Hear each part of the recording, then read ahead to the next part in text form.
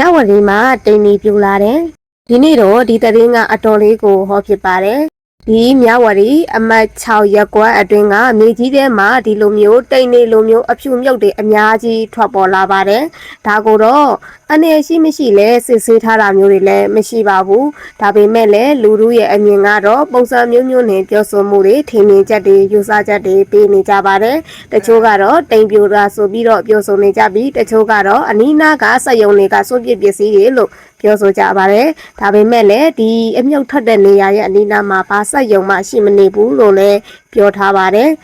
ဘလို့ကြောင့်မို့ဘလို့တွေတက်ပြူပြီးတော့ထွက်လာတယ်ဆိုတာမသိပေမဲ့လည်းဒါတွေကိုလူထုတွေကတော့ပြောစရာလိုသဘောထားပြီးတော့တစ်တော်ရိုက်တာတွေထီတိုစော်ကစားတာတွေလှလို့ဆိုပြီးတော့ထီတိုပြီးတော့နေတာမျိုးတွေလည်းရှိပါတယ်တချို့ကတော့ဒါတွေကမလုံသင့်ဘူးလို့လည်းပြောဆိုထားတာမျိုးတွေရှိပါတယ်ဒီလိုမျိုးတွေမြင်ဘူးကြလားရှင်အရင်ကရောတွေ့ဘူး